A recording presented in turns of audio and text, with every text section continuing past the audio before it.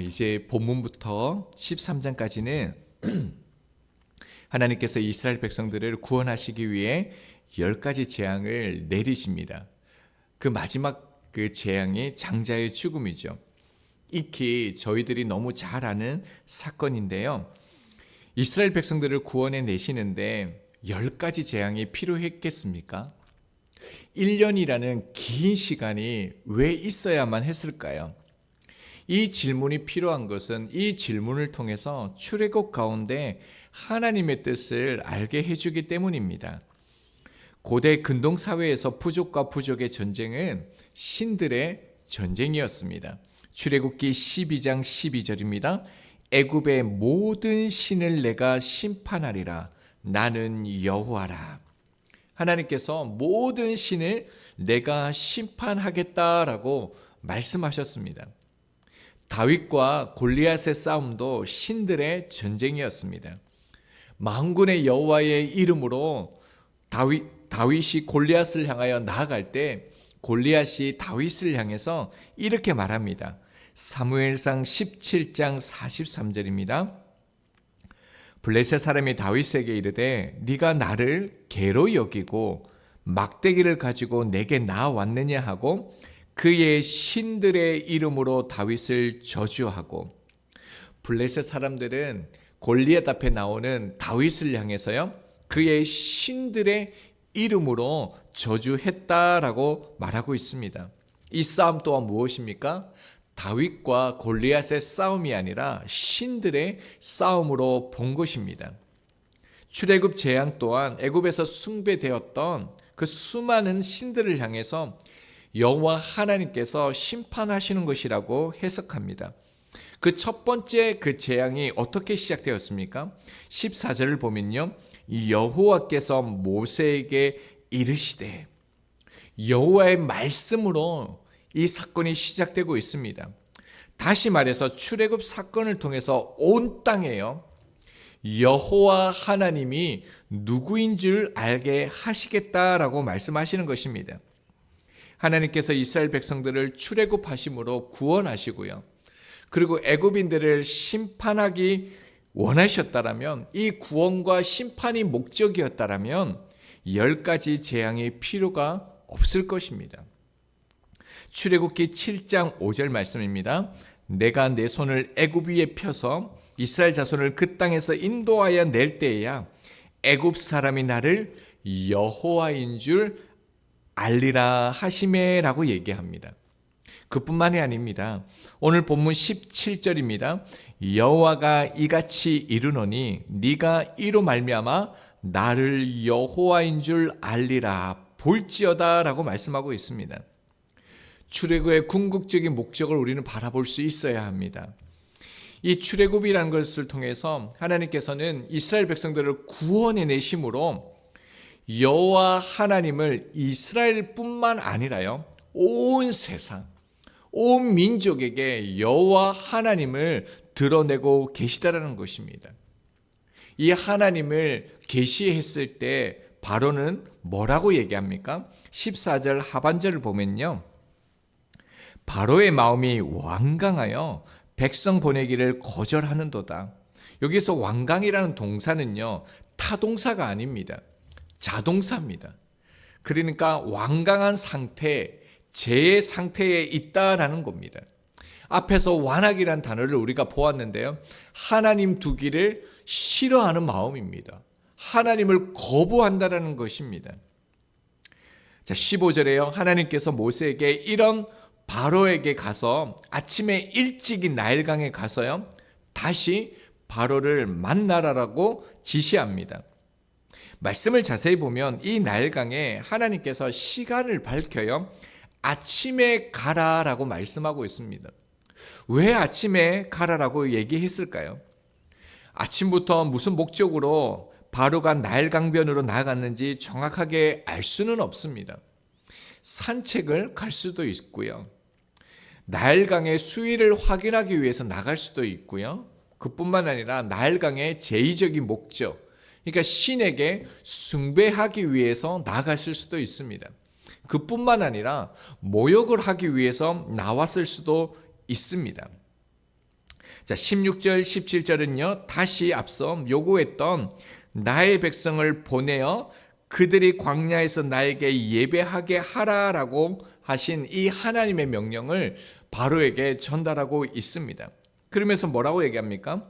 이것을 허락하지 않는 대가로요, 이제 이 나일강이 피로 변할 것을 말합니다.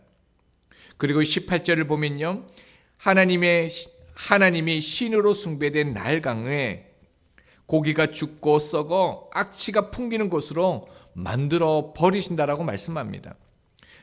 더 나아가 19절을 보면요, 나일강뿐만 아니라 애굽의 모든 물이요 핏빛이 되게 하십니다. 자, 이 사건을 두고요, 어떤 학자들은 10가지 재앙을 자연적인 현상으로 받아들이는 그 경우들도 있습니다. 실제로 7월달, 8월달은 나일강이 범람합니다. 이때 토사가 넘쳐서 핏빛처럼 보인다라는 것입니다. 하나님은 만물을 창조하셨습니다. 하나님이 자연 현상을 통해서 그렇게 하실 수 있는 분이십니다. 그런데 19절을 보면 뭐라고 얘기합니까? 온 땅과 나무 그릇, 돌 그릇 안에 뭐가 있습니까? 피가 있었다라고 얘기하고 있습니다. 실제로 일어난 사건입니다. 그리고 여기에서 우리가 한 번 더 살펴봐야 될 것이 있는데요. 그것은 물이 암시하는 또 다른 측면을 우리가 바라볼 필요도 있습니다. 본문뿐만 아니라 출애굽에서 가장 많이 연관되어서 나오는 단어가요, 물입니다. 모세의 탄생 때도요, 물이 있었습니다. 10가지 재앙의 첫 시작도요, 물입니다. 그뿐만 아니라 물이 피로 바뀐 표적은 앞서 있었습니다. 하나님께서 모세에게 이스라엘에게 모세를 하나님께서 보내셨다는 것을 증명하기 위해서 하나님께서 표적을 보여주시는데요, 그것이 물이 피로 바뀐 사건이었습니다. 출애굽기 4장 9절입니다. 그들이 이 두 이적을 믿지 아니하며 내 말을 듣지 아니하거든 너는 나일강물을 조금 떠다가 땅에 부으라. 네가 떠온 나일강물이 땅에서 피가 되리라. 이 표정은 4장 30절에서 31절에서 이미 이스라엘 백성들에게 출애굽하기 앞서서 바로왕 앞에 나가기 이전에 보여줬던 표적입니다. 17절의 말씀대로요, 아론이 지팡이로 나일강을 치니까 물이 피로 변했습니다. 자, 19절을 보면요, 계속 반복되는 단어가 있는데요, 애굽의 물들, 강들, 운하, 목과 모든 호수, 계속적으로 물이 반복되어지죠. 그래서 우리는 출애굽기를 볼 때 창세기와 연결해서 보아야 한다는 것을 우리가 살펴보았습니다. 이 물이 무엇을 나타냅니까? 하나님의 창조 사역과 연관이 있다는 것을 우리가 보아야 합니다.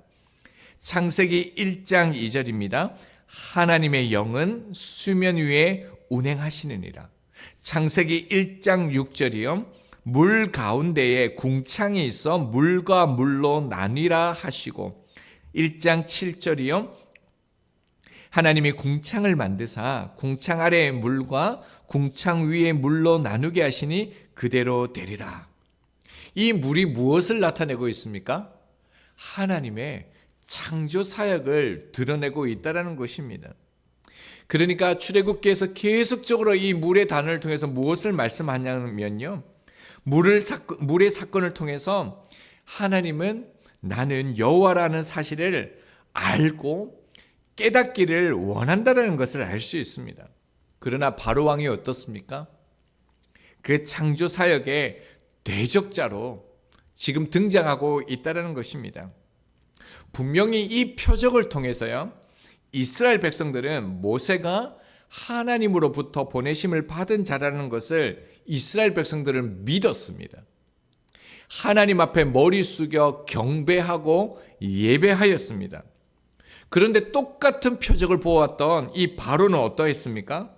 오히려요, 마음이 완강해졌다라고, 완악해졌다라고 성경은 말하고 있습니다. 똑같은 일을 직면했을 때요, 그 일을 통해서 하나님의 뜻을 발견하는 사람이 있습니다. 하지만요, 똑같은 상황과 이적과 표적을 보아도요, 마음이 더욱더 완강해지는 사람도 있다라는 것을 우리는 보게 되어집니다. 그러므로 우리는 오늘도요, 모든 순간순간 하나님 편에 서 있는가, 바로 편에 서 있는가를 점검해야 합니다. 각 재앙이 하나님으로부터 시작되었다는 것은 사람들이 의지하고 있는 그 모든 신들이 헛된 것이라는 것을 하나님께서 말씀하시는 것입니다. 그리고 하나님께서는 세상의 것, 바로의 것, 세상의 편에 서 있는 자들을 하나님께서 삼키신다, 파괴하신다라고 말씀하셨습니다. 여기에는 예외가 없습니다. 자, 이제요, 20절에서 21절을 보면 하나님께서 명령한 그 말씀 그대로 나일강이 피로 변합니다. 그런데 20절을 보면요, 아론이 지팡이를 들어 나일강을 치니라고 되어져 있습니다. 참 중요한 본문인데요, 18절을 보면 뭐라고 얘기합니까? 내가 내 손에 지팡이로 나일강을 치면이라고 얘기했는데 하나님께서 친다라고 말씀하셨는데요, 20절은 아론이 지팡이를 들어 나일강을 쳤다라고 말하고 있습니다. 출애굽기에서 이 치다라는 동사는요, 하나님께서 종종 사용하시는 단어입니다. 이 동사는 심판의 문맥에서 하나님께서 여호와 이스라엘 백성들을 대적하는 그들을 치신다라고 표현하시는 것입니다. 즉 무엇을 말합니까? 아론의 행위가요, 여호와 하나님의 행위와 같은 것으로 지금 드러내고 있다라는 겁니다. 하나님의 역사를 직접적으로 드러내고 행동하고 표현하는 것이 누구이십니까? 모세와 아론이라는 겁니다. 이 땅에서 하나님께서 자기의 뜻을 드러내시고 그것을 성취하시는 일에 하나님께서는요, 하나님의 사람들을 사용하시고 그들과 함께 하신다는 것입니다. 자, 이제 애굽의 생수를 마실 수 없게 되어집니다. 자, 그러자 22절을 보면요, 이런 상황 속에서 바로의 모습은 어떠합니까? 머리를 숙여 하나님 앞에 경배하지 않습니다. 마법사들을 동원해서요, 요술사들을 불러서요, 모세의 기적을 따라하게 되어집니다. 자, 그런데 여기서 질문이 하나 생깁니다. 왜 아직요, 피로 변하지 않는 강물이 있을까요? 분명히 모세가 이 물을 피로 바꾸었는데 왜 요술사들이 다시 그 물을 피로 바꾸었을까요? 출애굽기 주석으로 굉장히 유명한 사람이 있는데 그 사람은요, 지팡이를 뻗지 않는 그 방향의 물들은 아직 멀쩡했다라고 얘기하고 있습니다. 그러니까 이쪽으로 방향을 했다라면 이쪽의 물은 아직 핏빛으로 변하지 않았기 때문에 그쪽을 변하게 했다라고 얘기하고 있습니다. 근데 사실은 그것은 그렇게 중요한 것은 아닙니다. 왜냐하면요, 모세가 아론이 핏빛으로 바뀌게 했다라면 그들이 해야 되는 역할은 무엇입니까? 그들은 그 핏빛을 다시 깨끗한 물로 바꾸어야 된다는 겁니다. 그런데 이 요술사들이 악령에 의해서 한 것인지 염료를 그 강에 뿌렸는지 어떻게 한 것인지는 알지 못하지만요, 핏빛으로 변한 물을 깨끗하게 한 것이 아니라요, 남아있는 물까지요, 핏빛으로 만들어 버렸다는 거예요. 재앙을 더욱 악화시켰다는 겁니다. 이것이 세상이 하는 일이지요. 자, 이런 일이 일어났을 때 25절을 보면요, 어떻습니까? 바로는요, 그 일을 관심도 가지지 않습니다. 나일강은 1회 7일 동안에 이 상태가 계속되었다라고 말하고 있습니다. 이것이 10가지 재앙 중에 첫 번째 재앙이었습니다. 자, 말씀을 적용하겠습니다. 하나님께서 이제 놀라운 그리고 무서운 심판 10가지 재앙을 허락하시는데요, 그 첫 번째 재앙이 피재앙입니다. 여러분, 왜 첫 번째 재앙이 피재앙이었을까요? 개구리나요, 이나 뭐 우박이나 아니면 큰 거 장자의 죽음을 통해서 하나님께서 이렇게 하나님의 위대하심을 딱 보여주시면 좋지 않습니까? 그런데 왜 피의 재앙으로부터 시작되었을까요? 그 의미가 있습니다. 애굽에서요, 나일강이 상징하는 부분은 아주 큽니다. 나일강을 중심으로 문명이 생겨났고요. 그뿐만 아니라 우상이 생겨났을 뿐만 아니라 애굽인들에게는 이 나일강이 생명의 젖줄입니다. 자, 그런데요, 하나님의 백성들, 히브리인들, 그들에게는 이 나일강이 무엇입니까? 죽음의 강이었습니다. 출애굽기 1장 22절 하반절입니다. 아들이 태어나거든 너희는 그를 나일강에 던지고 딸이거든 살려두라 하였더라. 나일강의 모든 남자아이가 태어나거든 다 죽이라라고 얘기했습니다. 장자의 죽음을 가져간 죽음의 강이지요. 장자는 모든 것을 대변한다라고 말씀을 드렸습니다. 자, 그런데요, 출애굽기 2장 5절을 보면 바로의 딸이 모욕하러 내려오게 되어지고 모세는 이 죽음의 강에서 건짐을 받게 됩니다. 생명을 얻게 되어지죠. 자, 그런데요, 바로 왕도 똑같이요, 바로의 딸처럼 이곳에 모욕하러 내려오게 되어집니다. 그런데 바로에게는 어떤 일이 일어납니까? 여호와의 심판이요, 자신을 향하고 있다는 것을 이제 마주하게 되어집니다. 에스겔에서 바로 왕을 향해서 이렇게 말합니다. 에스겔서 29장 3절입니다.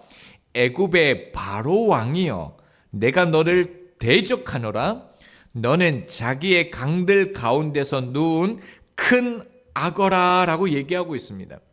에스겔 선지자가 그 바로를 향해서 악어라라고 상징하는데요, 바로는요, 세상을 뜻합니다.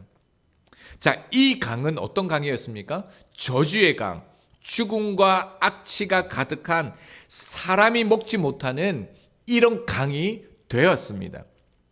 이것은요, 세상이 심판 아래에 있다라는 겁니다. 생명이 피어나지 못합니다. 이곳에서는 썩어 냄새나는 세상을요, 로마서 1장 28절 29절은 이렇게 말씀합니다. 또한 그들이 마음에 하나님 두기를 싫어하며 하나님께서 그들을 그 상실한 마음대로 내버려 두사 합당하지 못한 일을 하게 하셨으니 곧 모든 불의, 추악, 탐욕, 악의가 가득한 자요, 시기, 살인, 분쟁, 사기, 악독이 가득한 자요, 수군수군하는 자요. 여러분, 이것이 무엇이라는 겁니까? 세상이요, 죽음의 땅이라는 겁니다. 세상에서 이런 일이 일어났다라는 겁니다. 이것이요, 바로가 다스리는 세상이라는 거죠. 저희가 사는 세상이 이런 세상입니다. 그래서 바로는요, 23장 23절 24절 오늘 본문을 보면 뭐라고 얘기합니까? 자신으로 인해서요, 수많은 사람들이 고통을 당하는데도 자신은 관심을 가지지 않고 자신의 안위만을 생각했다라고 말씀하고 있습니다. 여러분, 예수님께서 이 땅에 오셔서 자신의 하나님의 아들이심을 드러내면서 첫 번째 표적을 일으키신 사건이 무엇입니까? 물로 포도주를 만드신 사건입니다. 이것은 장차 주님이 오셔서 받으실 십자가의 고난이 암시되어져 있습니다. 포도주는요, 자신이 심판 안에 있었던 세상을 구원하기 위한 보혈의 피입니다. 주님께서 세상의 심판을 대신 받으신 것입니다. 그리고 이 세상을 구원하신 것이죠. 이 세상을 품으신 것입니다. 그러므로 우리들은 하나님께서 이 땅 가운데 첫 번째 행한 이 피재앙을 보면서 악취나는 이 세상, 바로와 같은 이 세상을 원망하고 비판하고 정죄할 것이 아닙니다. 우리의 말과 행동, 삶을 통해 여호와 하나님을 드러내기를 원하시는 아버지의 뜻을 깨달아요, 생명의 그 회복을 흘러보내는 삶을 이 바로와 같은 세상 속에서 살아내야 한다는 것입니다. 여러분, 이미 이 놀라운 생명의 회복, 그 사랑이 흘러가는 삶이 시작되었습니다. 저희가 하는 일이 아무것도 없다고요? 그렇지 않습니다. 지금 저희들이 말씀을 듣고 계시지 않습니까? 말씀의 방향이 그리스도이기 때문입니다. 말씀대로 나아간 아론의 행위가 여호와 하나님의 행위와 같은 것으로 나타났던 것처럼 저희들이 행동하고 표현하는 것을 통해 이 땅에서 하나님께서 이 회복, 생명의 그 놀라운 일을 성취하실 것입니다.